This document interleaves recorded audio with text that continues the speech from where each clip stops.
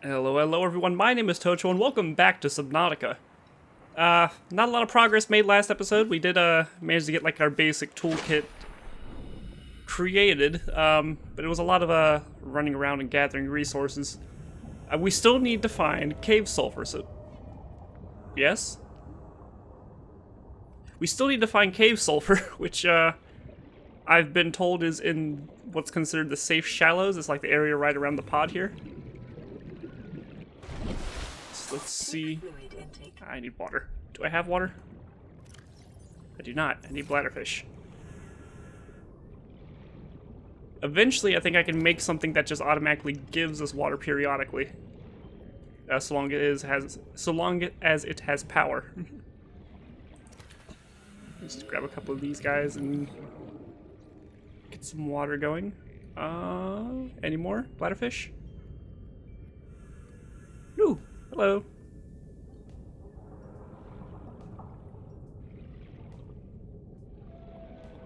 Bladderfish. And 3 water balls should be enough. Let's see if we happen to find another one on the way back. No? Oh, peepers, peeper, boomerang. Hoverfish. Rabbit ray.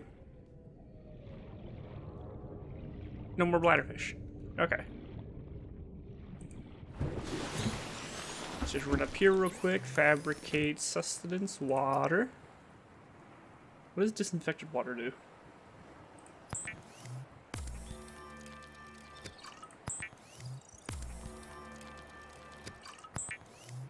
Water?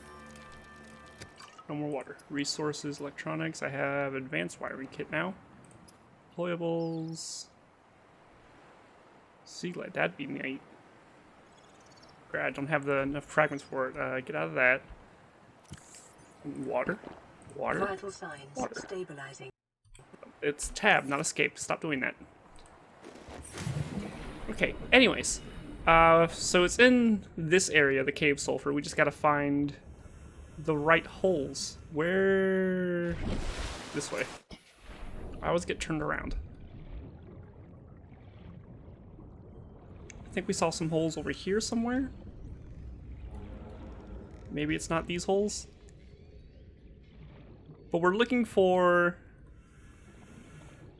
I think it's called a crash fish. Which they sleep in little plants on the cave walls and they hide sulfur. But getting past them is the tricky parts. Let's leave you there for now. Where can we find him? Gotta keep track of where I am. I haven't been down here before. Little, nice little volcanic vents. What's this?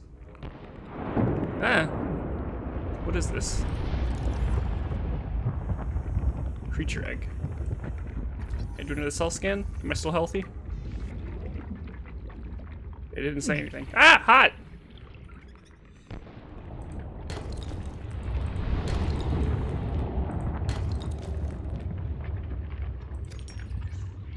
Ow, ow, ow, ow, ow. I don't like the clicking. I don't know what that was. It's quite a little, 30 seconds. nice area down here. Hey, anyways, I didn't see any more holes down there, and I don't think I can get too close to that burning at the moment. Grab some air. Still in between us and the aurora. We've got to find... We've just got to. We've got to find sulfur this episode.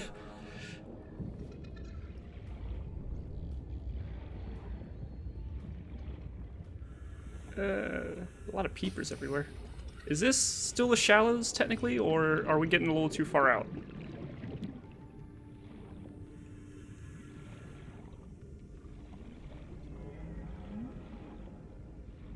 Plenty of quartz over here.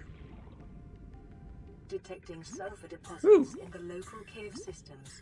Sulfur is an essential component of the repair tool. So we must be in the right area then. Right? Is this not the local cave system? It's local and I am in a cave system.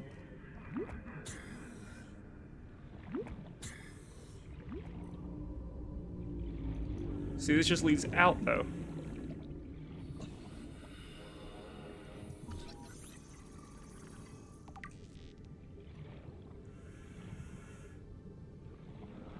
Anything around here? Oh, calm down. You're fine. Yeah, they do that if you get too close to them. What are you? Gary fish. So I remembered hearing that this is supposedly a reference to Gary the snail. Is that an actual thing, or is that just something people were saying? Gary the snail from SpongeBob.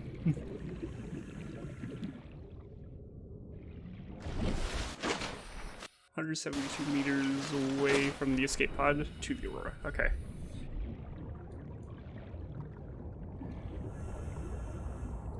Are you Peeper? You okay, friend? Okay. You're fine. Calm down. Is this a local cave system? That's a stalker is what that is.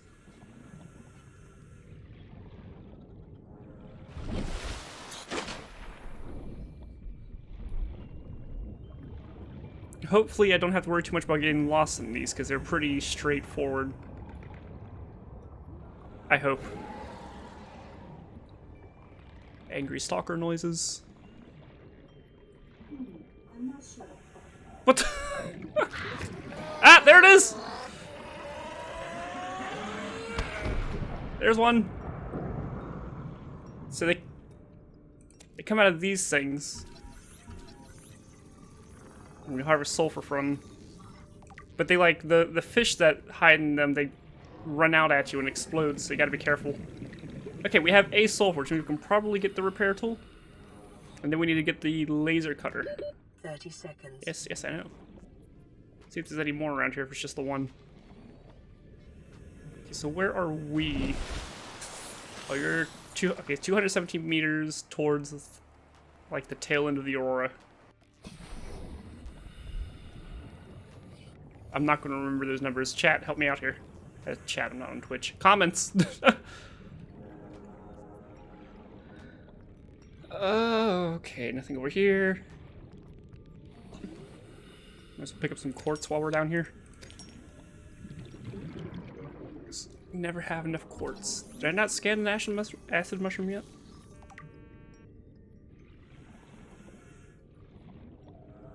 Ah! I don't know where he is. I don't know where he is. Where are you? Ow!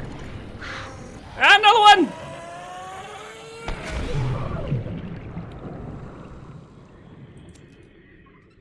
Okay. I did not see either of those. 30 seconds.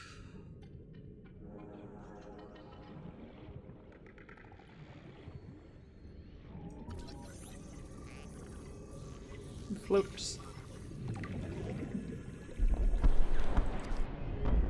Uh-oh. Emergency. The quantum detonation has Oh, crap. occurred in the Aurora's drive core. Where's the escape pod? reactor will reach a supercritical state in T-minus 10, 9, 8, 7, 6, 5, 4, 3, 2. Jesus.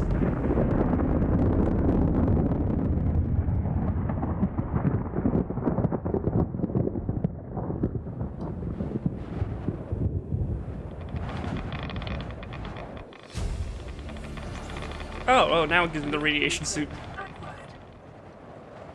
For your convenience, the radiation suit has been added to your blueprint database. Thank you. So, yeah, that was neat. Giant explosion. Apparently the reactor core has melted down, although I think we're a little bit too close to have survived a nuclear explosion such as that. Anyways. What was I doing? We finally have... Oh, you just need fiber mesh for that? I can do that. I need to, probably need to go get more, leaves, so I can go do that real quick. What did I need for repair tool? And I picked up a floater. What does that do? It's tab, not escape. Stop doing that.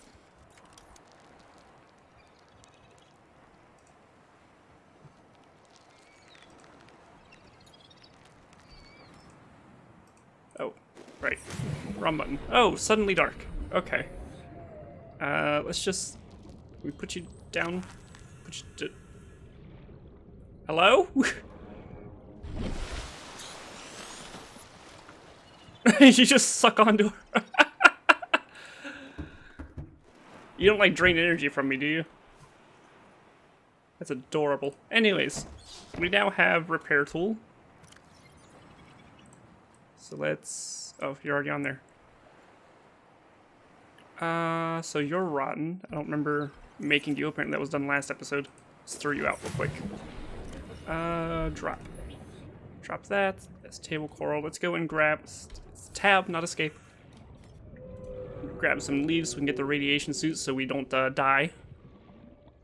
Horrible, painful deaths. Inventory full. That's fine, we can deal with that.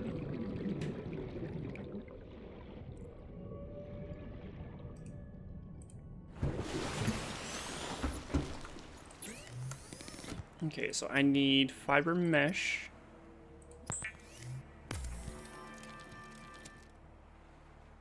Might as well go ahead and make glass. Because I don't think we use quartz in its natural state. Equipment, radiation suit.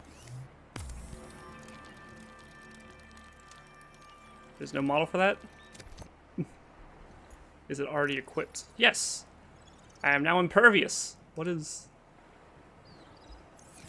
I don't know what you are, but you're taking up... Oh, wait, yeah, I did gather that. Okay. Flares. Just need cave sulfur. What else did I need? I need the laser cutter. And the habitat builder. For that, I need computer chip, wiring kit, and battery.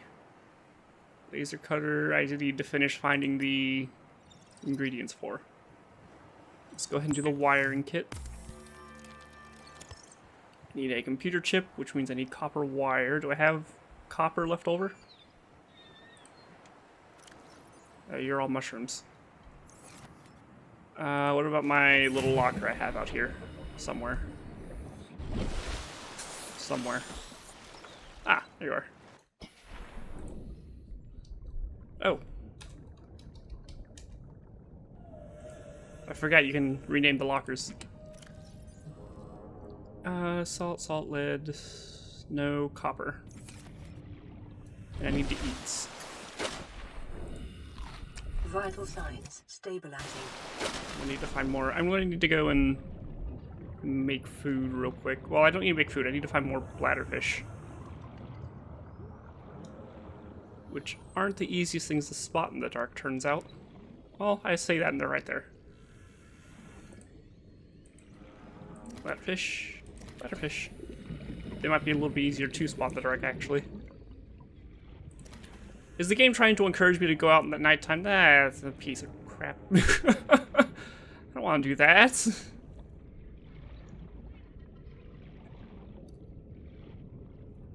Well, I guess I can hunt for food at night, food and water at night, and then resources during the day, and just not sleep. Sustenance, water, more water.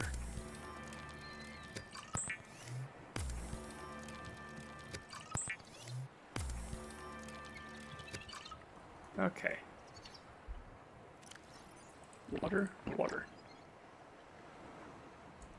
Okay, so we need to finish finding the fragments for the laser cutter. We do have the repair tool. Did I really just try to touch the weld? Lightpod secondary systems online. Running full environment diagnostic and outputting results to databank. Ooh, the radio works. What else we got?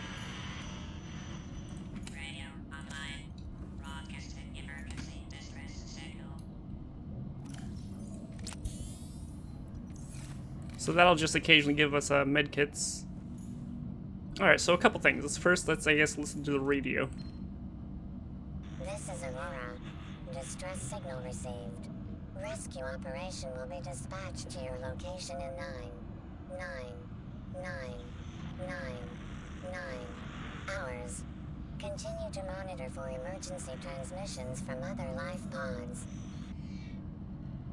So that was the Aurora responding, so their radio still works then, because it's got an automatic signal going out. Nothing else so far on that. Let's take a look at... what is clicking? Is that me? That's me somehow. I'm clicking.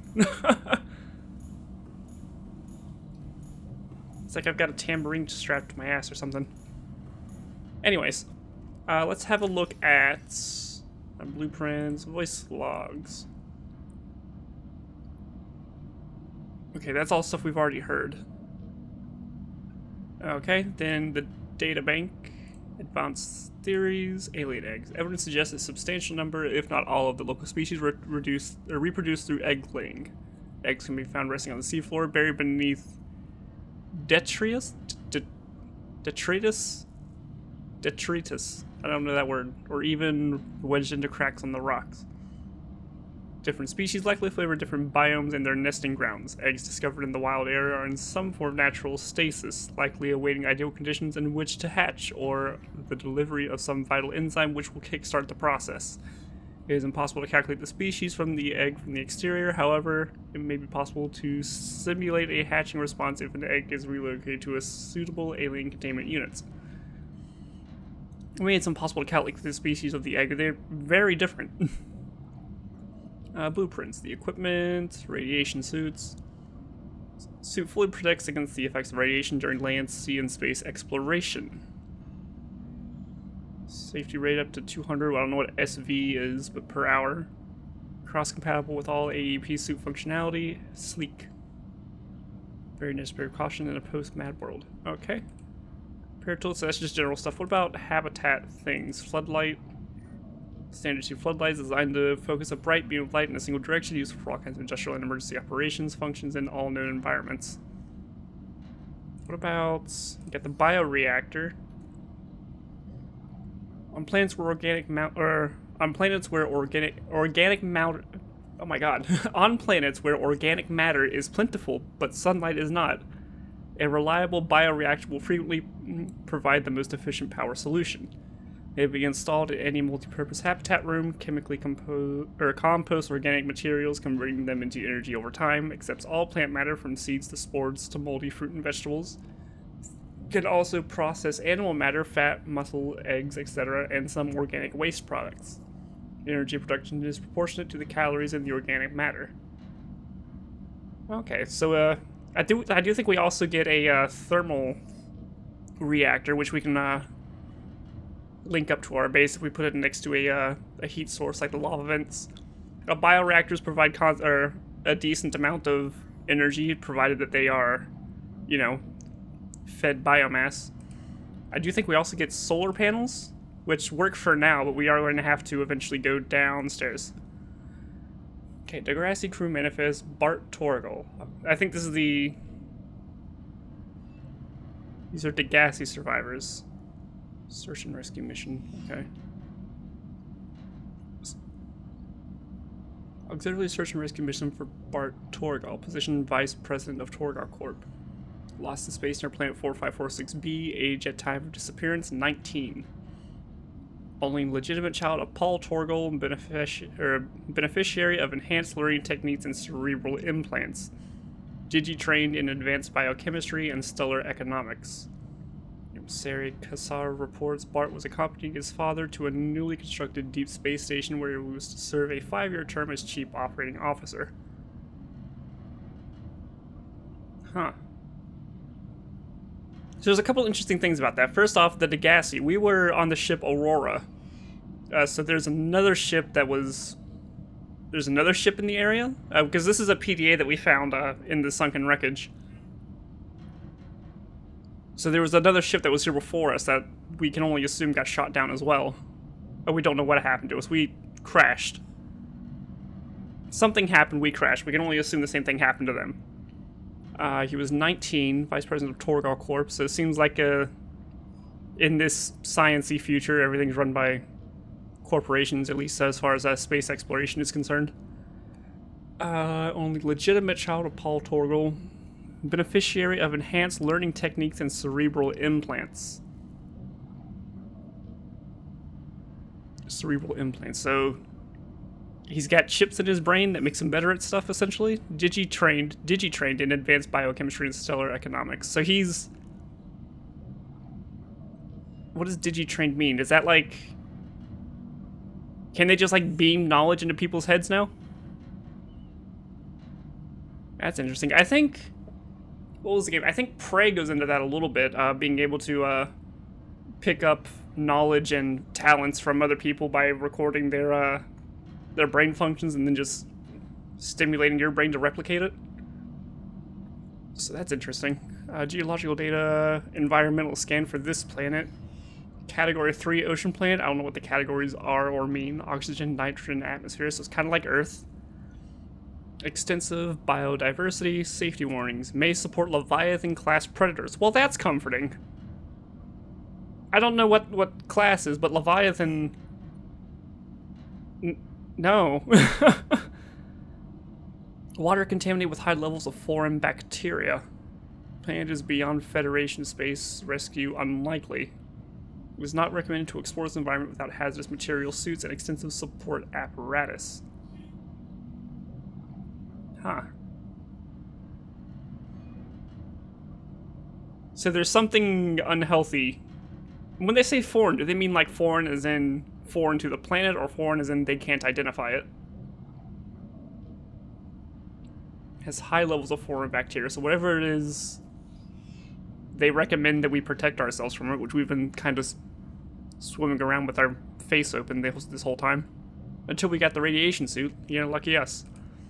Scatter wreckage. Analysis confirms wreckage is from the Aurora. Outer layers of the material have oxidized, suggesting it has been heated over 1200 degrees Celsius. This pattern is consistent with hull disintegration during atmospheric entry. Salvage of intact portions of Altera vessels is prohibited at legal, moral, and technical levels. However, scraps such as these may be reclaimed for their titanium content at any Altera fabricator. So we're not legally allowed to salvage this pieces of scrap that we find. But we've already done that, so oops.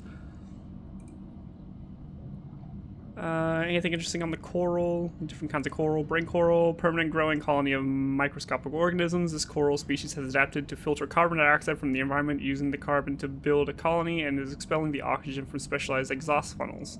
It is quite hardy, suggesting samples from a mature specimen could be grown artificially. Oh. So we have the potential to plant these? That could be neat. I think we get out our exterior crop plots. Maybe we can like plant our own brain coral and just have air vents going down wherever we need.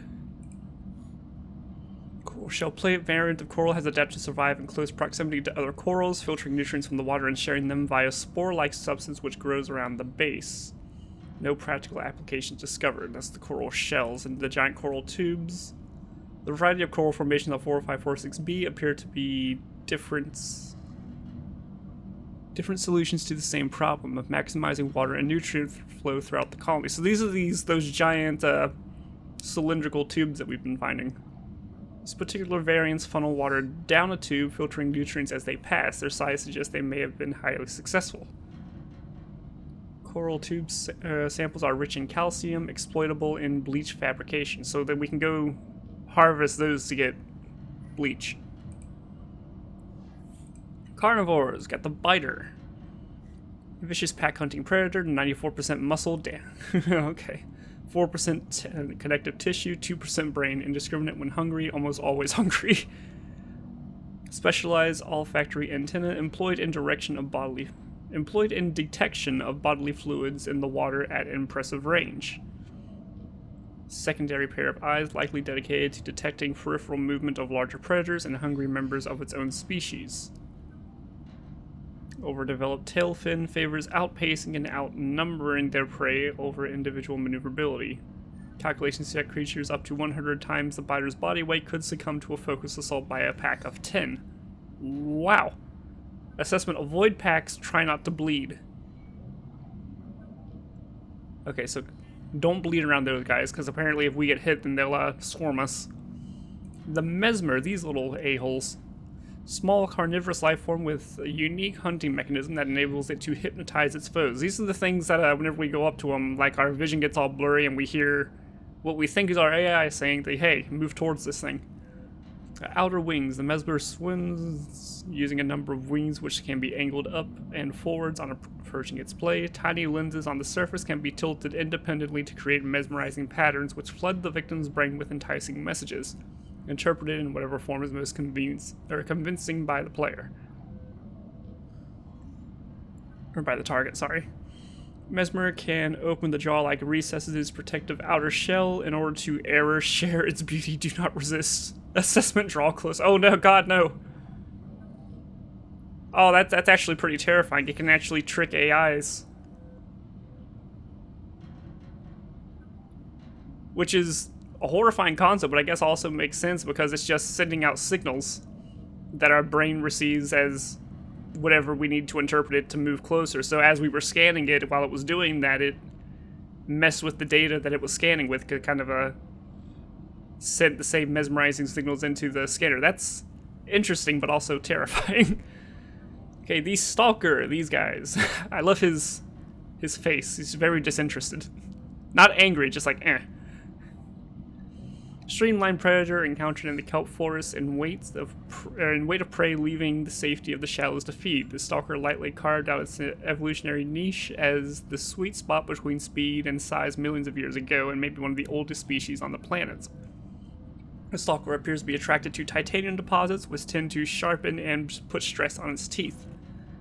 As with many predators, it is possible to temporarily distract hungry stalkers by feeding them. Stalker's teeth are unusually hard and fast-growing. Its elongated snout can deliver huge biting pressure to larger attackers, while also being used to reach small herbivores seeking refuge among the rocks.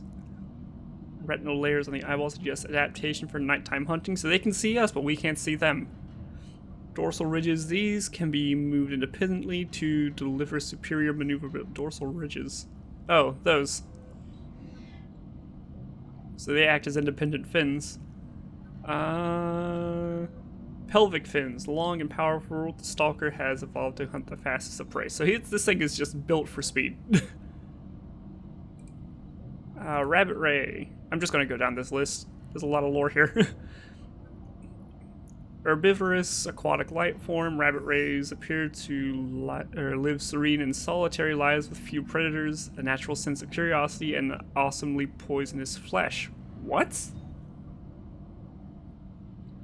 Twin orange appendages mounted on the head sense vibrations in the water. Markedly similar methods of transportation of that of Earth rays, zero genetic resemblance detected. Suggests that these two species independently develop similar solutions to their environment circumstances.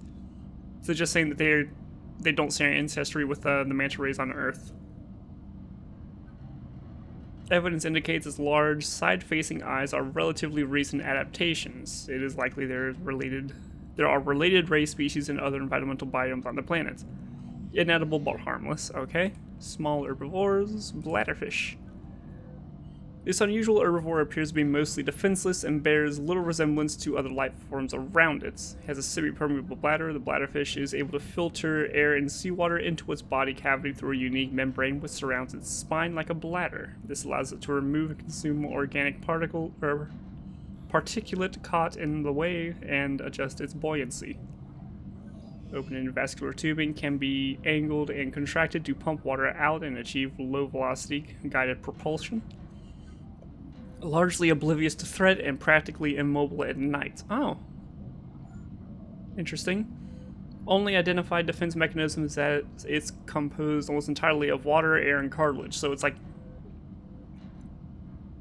there's you can't eat it. It doesn't have anything to it. It's just there. Edible oxygen may be retrieved from the bladder and added to tanks on consumption. Membrane has application as a natural water filter. So we can turn them into water balls, and apparently we can also eat them to get oxygen. Interesting. The boomerang. An herbivore encountered in large numbers, found in frequent shallow waters and moving schools. Serrated teeth suggest adaptation for grinding corals other herbivores are unable to digest. Twin fins. Unusually, the species' two fins are a cartilaginous extension of its skeleton. They are less prone to damage and provide superior propulsion, but are also harder to grow back. The bright blue tips are in fact the end of its digestive tract, where the luminescence of the coral it consumes is most focused. Most active during daylight hours and prone to flee on approach, the boomerang can more easily be observed at night when its luminescence gives it away and seeks shelter of the seabed. Assessment is edible. The garryfish, slow-moving and curious herbivore. Camouflage indicates adaptation for evasive behavior on the ocean floor. May be beneficial when watching for predators from hiding places among the coral. The eye stalks. More active during daylight hours, but slow and docile at all times. The garryfish survival depends on a combination of camouflage and predators who can get more filling meals elsewhere. It is edible. The hoopfish. Small school mentality prey fish with a unique method of propulsion and a distant relative of the bladderfish. Rather than swimming, this life form uses a fine green antenna which encircles its body to alter composition of the water in front of it, allowing it to sail into lower density space created. Maybe a camouflage adaptation for mid-range light wavelengths, possibly indicating the hoopfish is more active at dawn or dusk. While schools of hoopfish will form periodically and evade predators en masse, this behavior is more social than it is defensive, and the lone hoopfish are often found hunting for food and displaying generally curious behavior. The peeper. Fast prey fish found in the shallows and rich in protein. Side-facing eyes capable of discerning colors, not just in shallow waters, but in a variety of lighting conditions. It is also able to close its eyelids, thus preventing light from reflecting off lenses and rendering the peeper almost invisible to nighttime predators. That's nice. Interesting. Powerful fins. This species has involved powerful fins which enable rapid acceleration in still water and the ability to leap meters into the air to avoid pursuers. We see them jumping over the waves on the surface. Beak is likely used to break down corals in tough vegetation. An unusually large nasal cavity serves no obvious purpose and appears to be specifically evolved to detect single specific enzyme. Nothing encountered on the planet so far produces a matching odor. That's interesting. Its large nasal cavity serves no obvious purpose and appears to be specifically evolved to detect a single specific enzyme. Nothing encountered on the planet so far produces a matching odor. So they're like evolutionary adapted to look for something that isn't here, but they're all over the place. So maybe something's missing from the environment? Huh. Tubes attached to the peeper's torso are connected directly into its stomach and gills and appear to be designed to expel its contents on demand. Attached to the peeper's torso and connected directly to its stomach and gills. Designed to expel its contents on demand. Purpose is unclear. Seek fluid intake immediately. Oh, okay. Well, let's go do that real quick. Bladderfish.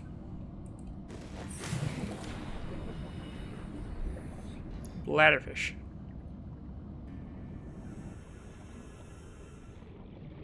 Bladderfish. This episode might just be mostly me reading things. So we've already learned a lot about the setting that we're in already. We know that there is another ship crash in the area that's been sending out distress signals, but I don't know if the Aurora was responding to it, and that's why we were in the area, or if we just happened to be passing by and crashed. But point is, space crashes happened before.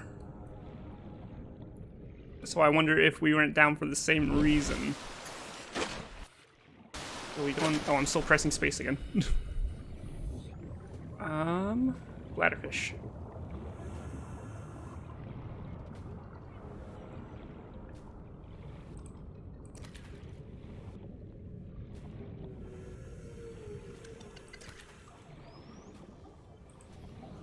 Let's grab some food real quick, and then we can go back to finishing up those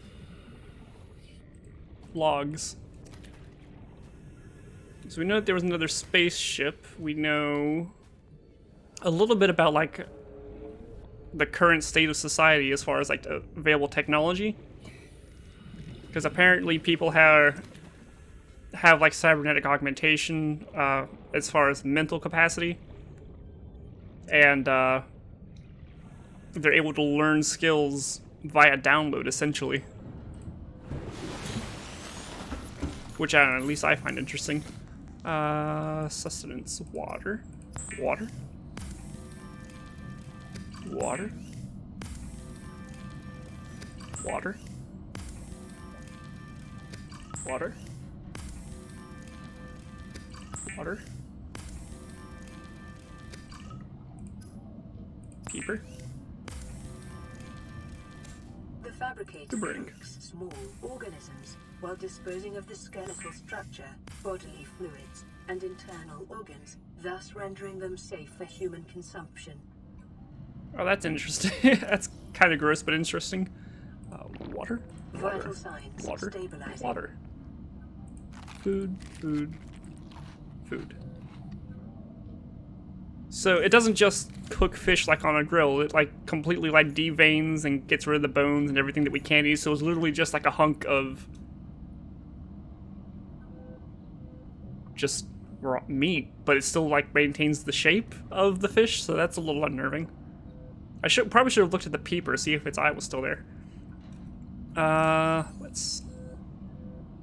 There's so many things. Floater.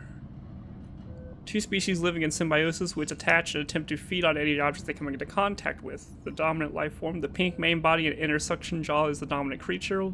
Once attached to an organism or other stable surface, it will attempt to leach nutrients in order to grow. The membrane is the outer gel-like substance and is a mesh of microorganisms capable of forming sealed vacuum around the creature's jaws. Helium buffer. A thin layer of helium is stored within the outer membrane, providing buoyancy to the floater and anything it is attached to. May aid in flotation of sunken objects. So potentially we can make things rise off the seafloor if we need to. Shuttlebug. Common scavenger at the base of the food chain. Mouth parts small enough to be a little threat to most organisms. This creature is clearly adapted to feed on waste products of the ecosystem around it. 3 mandibles used to orient themselves when drifting and to filter through detritus on the cave floors. High-strength muscles can propel the life form at great distances through the water, as well as ambulating them across the sea floor. Necessary waste recycler presence may indicate nearby cave systems. Okay.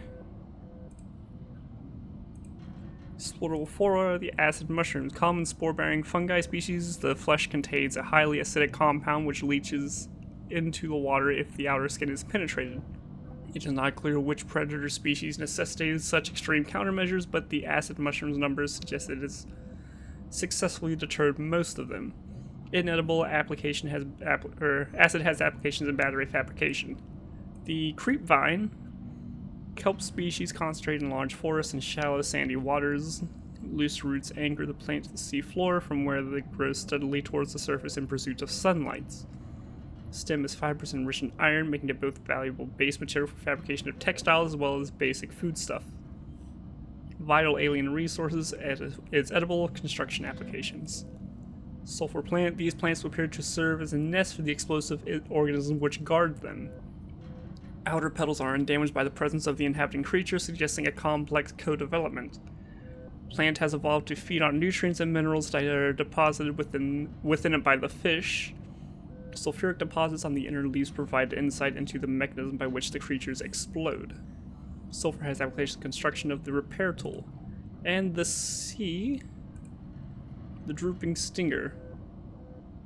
0 photosynthetic cells detected implies carnivorous adaptation to low light environments. Huh. So these aren't jellyfish. These are like actual plants, but they're carnivorous. Fossils along the tentacle are capable of detecting contact with foreign bodies, triggering an electromagnetic charge in the 600-watt range. Prey is likely paralyzed and consumed over many weeks. So they're not poisonous, they are legit. They shock you. The eye stalk, cave-dwelling tuber dotted with luminescent sensitive eyes that may in some way direct the twisted growth of the stems themselves, possibly in reaction to other light sources, proximity of cave walls, or other environmental conditions. Okay. I'm not sure what that means, but it's a potato with eyes. Lovely. We have another message on the radio. Plan pre-recorded distress call. This is Life Pod 6. I have a passenger on board. Coordinates attached. We've landed a kilometer from the crash site, but there's radiation in between us and the rendezvous. Request immediate assistance. 6 out. Signal coordinates corrupted. Approximate transmission origin recorded to data bank. Okay, so there are other survivors. Somewhere. It says record to the databank. Codes and clues, LifePod 6 transmission origin. Distress signal has been received from LifePod 6, but the attached coordinates were corrupted. Last available photographic data has been downloaded to be analyzed. I think we've seen that red grass around before. Crew requested assistance by navigating radiation sunk to approximately 100 meters, located in the area dense with red grass near a number of natural arches and rock stacks. Transmission origin approximately 400 meters west-northwest of LifePod 4's last known location. I don't know where LifePod 4 is. But if we find either one, we can find the other. Let me do a quick time check, guys.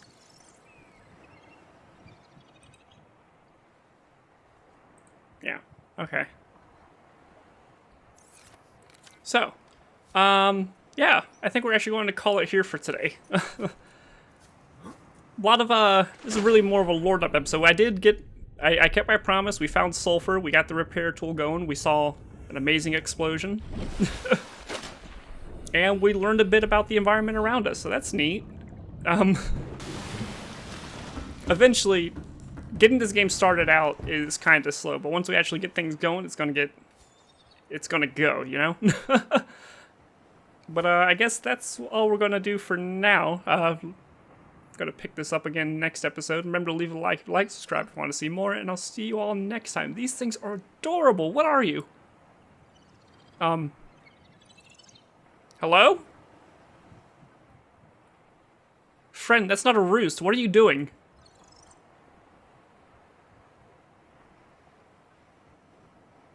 What the hell kind of physics does this planet have? What are you doing? How? Can I scan you from here?